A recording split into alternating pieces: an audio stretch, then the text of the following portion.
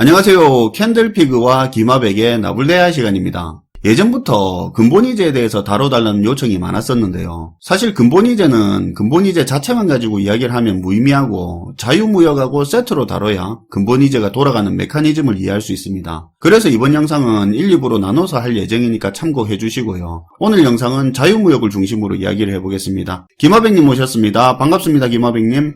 네, 안녕하세요. 이번 주 수요일하고 금요일 영상은 1800년대부터 1900년대 초까지 유행했던 근본이제와 자유무역의 관계에 대해서 얘기해 볼 텐데요. 당시의 근본이제와 자유무역의 관계는 비유를 하자면 마치 바늘과 실의 관계처럼 뗄래야 뗄 수 없는 관계였어요. 근본이제가 됐든 자유무역의 이론이 됐든 이 두 이론을 개별적으로 따로 구분해서 이해했을 때는 의미 없는 지식이 될 수 있는데요. 당시의 국제경제를 이해하기 위해서는 이 두 개념을 분명히 연결지어서 이해할 필요가 있어요. 예, 잘 모르는 경우도 많은데 실제로 근본이제를 지탱할 수 있는 토대가 자유무역이죠. 네, 맞아요. 그런 의미에서 오늘은 자유무역의 이론에 대해서 우선적으로 먼저 다뤄볼 예정인데요. 다음 영상에서는 자유무역과 근본이제가 어떻게 연결되는지를 알아보면서 그 이론적인 메커니즘을 살펴볼 예정이에요. 우선 자유무역 이론의 창시자라고 하면 영국의 고전경제학자 데이비드 리카르도를 들 수 있는데요. 리카르도는 비교우위 이론의 창시자로서 자유무역의 이론적인 틀을 마련한 사람이에요.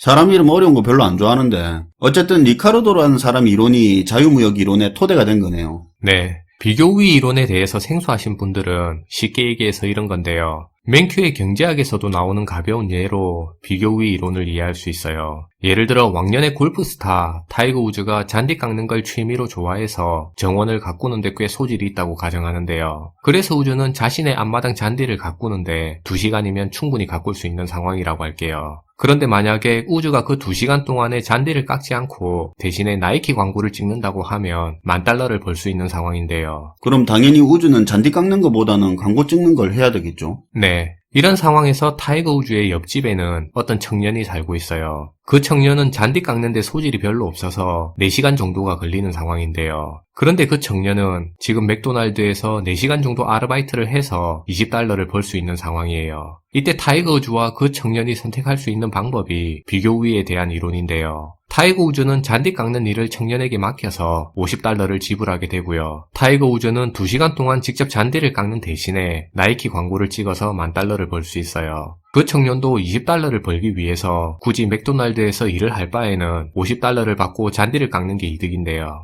타이거 우즈랑 옆집 청년이 서로 교류를 해서 각자가 더 돈이 되는 구조가 되네요. 네. 이렇게 되면 타이거 우즈와 청년 모두 이득을 볼 수 있는 상황이에요. 이렇게 상호간의 비교우위에 기반한 자유교육을 늘려서 사회적인 효용 가치를 증가시키겠다는 이론인데요. 자유무역의 기반인 비교우위의 이론에 따르면 타이거 우즈는 절대로 자신이 잔디를 깎으면 안 되게 돼 있어요. 우즈는 계속해서 광고에 집중해야 되고 청년은 잔디 깎기에 특화돼야 하는 상황인데요. 맞죠? 다른 거 하면 수익이 줄어들죠. 쉽게 국가를 넣어서 생각을 해보면 농산물 싸게 생산해서 수출하던 국가는 계속 농업에 집중을 해야 되고 공산품 잘 만드는 국가는 농업 이런 거보다는 공산품 만드는 데만 집중해야 돈이 더 된다는 이야기죠. 네, 맞아요. 이렇게 순수 경제학적인 이론에서만 보자면 비교우위에 따른 자유무역의 이론은 옳은 주장이 될 수 있는데요. 왜냐하면 자유무역을 통해서 거래가 이루어졌을 때 거래 당사자 모두의 이득이 증가하기 때문이에요. 분명히 국가 전체적인 관점에서 총량적인 측면에서는 사회적인 경제적 가치가 증가하는데요. 각자 한 곳에 집중을 하면 둘 다 더 많은 부가가치가 쌓이죠. 부족한 건 서로 수입해주면 되고. 네.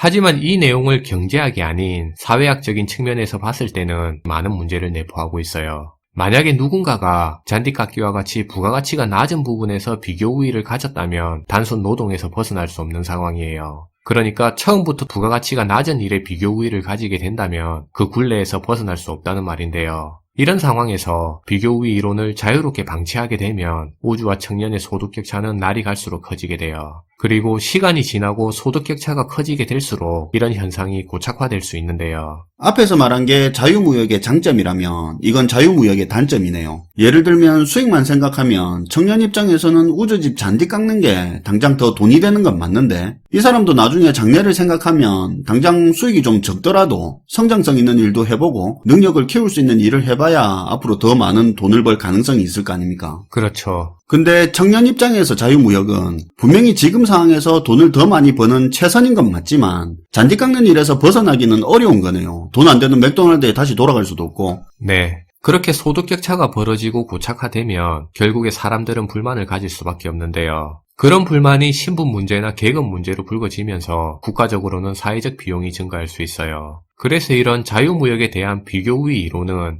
때로는 순전히 강자들만의 이론이라는 비판을 듣는 경우가 있는데요. 왜냐하면 이 이론 자체가 1800년대에 유행을 시작했고 그리고 그 당시에 이 이론을 퍼뜨린 국가가 영국이라는 강대국이었으니까 강자들을 위한 이론이라는 비판이 있어요. 그렇죠. 자유무역이 처음 나올 때만 해도 그때가 제국주의 시대다 보니까 그런 측면도 있죠.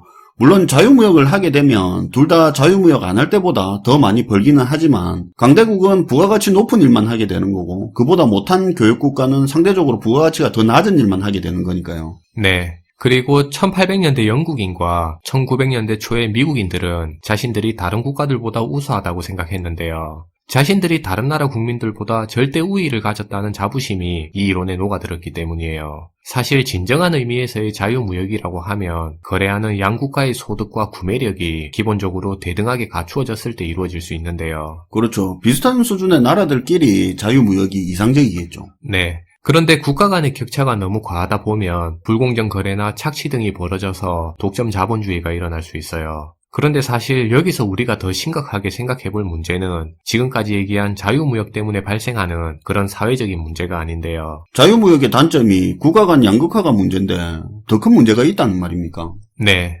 자유무역이 앞에서 얘기한 것처럼 태생적으로 부의 재분배 문제가 있다고 해도 세계 전체의 부를 증가시키는 건 부정할 수 없는 사실이에요. 자유무역 최대 장점이죠. 네. 자유무역이 모두의 부를 공정한 방식으로 공평하게 분배하지 않는 건 사실이지만 이런 문제에도 불구하고 자유무역을 우리가 중단했을 때는 더 큰 문제에 부딪힐 수 있는데요. 자유무역이 중단됐을 때는 기존의 무역 네트워크가 파괴되면서 세계를 공평하게 가난하게 만들 수 있어요. 그러니까 원래부터 자유무역을 안 했으면 상관이 없는데 자유무역을 하다가 안 해버리면 더 큰 부작용이 생긴다는 말이죠. 네. 사실 자유무역이 창출할 수 있는 긍정적인 효과는 경제적 네트워크 효과로 알려져 있는데요. 예를 들어 중동의 석유 같은 경우는 유조선에 실어서 중국 등의 나라로 수출했을 때 부의 승수 효과라는 게 발생할 수 있어요. 이 말이 무슨 말이냐면 석유가 중동의 모래바닥에 그냥 깔려 있을 때는 경제적인 부가가치가 없다는 말인데요. 석유 개발업체가 석유를 채굴하고 해운회사가 석유를 운송하면서 운송료 이익을 남겼을 때 그리고 그 운송물에 대한 안전을 담보로 보험회사 등이 보험료 등의 이익을 남겼을 때 부의 승수 효과가 생긴다는 말이에요. 그렇게 운송된 석유는 중국 같은 나라들이 수입을 해서 물건을 만들어서 또 다른 부가가치를 만들 수 있는데요. 이게 바로 자유무역이 만들어내는 부의 연쇄적인 승수 효과로 경제의 네트워크 효과라고 알려져 있어요. 이렇게 세계 경제가 긴밀해지고 각종 산업이 다각화될수록 부의 승수 효과와 네트워크 효과는 커질 수 있는데요.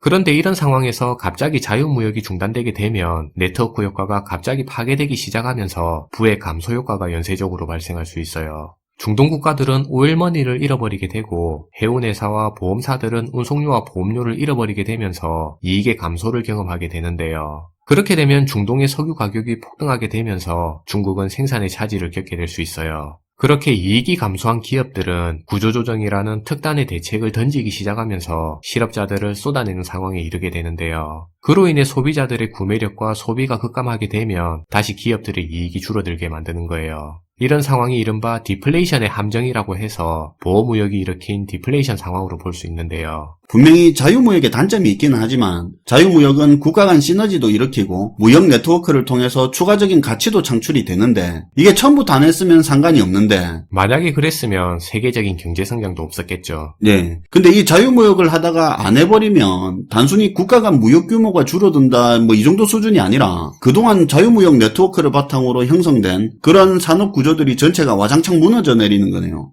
네. 지금 이 내용이 지난 방송에서 얘기한 1차 세계대전 이후의 세계 경제 상황으로 대공황의 상황을 이해할 수 있는 내용인데요. 1930년에 실시한 미국의 스무트 홀리 관세법이 계기가 돼서 전 세계는 자유무역을 벌였다고 얘기했어요. 전 세계가 자유무역을 벌이고 보호무역을 따르게 되면서 전 세계 경제는 곤란한 상황을 맞이했는데요. 자유무역은 그 자체로 부의 재분배 같은 문제점을 가지고 있지만 그렇다고 자유무역을 포기했을 때는 더 큰 위험에 빠질 수 있어요. 정리하자면 국가 간의 자유무역을 통해서 각 국가들이 더 많은 돈을 벌 수 있는 부분에 집중할 수 있게 해서 파이를 키우는 게 자유무역인데, 이 자유무역의 단점은 개발도상국 입장에서는 더 부가가치 높은 일을 할 수 있는 기회를 얻기 힘든 게 단점이 되네요. 그리고 자유무역을 하다가 안 하면 더 큰 부작용이 생기고요. 네. 지금까지 얘기한 비교우에 기반한 자유무역 이론은 1800년대에 세계 경제를 이끌었다고 했는데요. 특히나 1800년대 당시에 세계 경제를 이끌었던 국가는 단연 대영 제국으로 알려져 있어요. 영국은 산업혁명 이후에 제조업을 적극적으로 육성하면서 강력한 산업 경쟁력을 갖추기 시작했는데요. 그렇죠.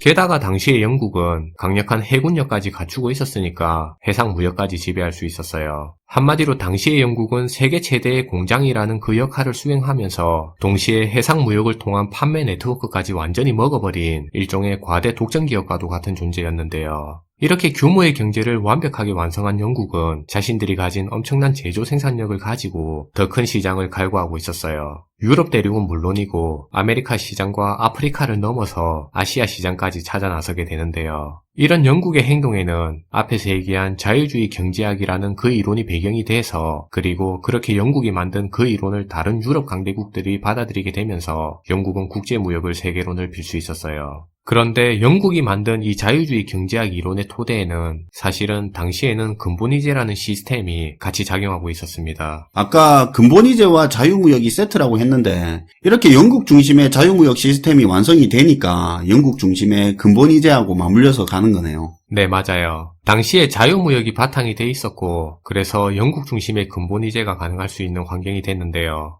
오늘은 자유무역에 대해서 알아봤으니까 다음 시간에는 왜 근본이제와 자유무역이 당시에 같이 움직일 수밖에 없었는지, 왜 두 이론이 뗄래야 뗄 수 없는 관계였는지 그 부분을 알아보는 시간을 가져보겠습니다. 둘이 어떤 식으로 엮이는지 궁금하네요. 오늘도 잘 들었습니다, 김하백님. 네, 감사합니다.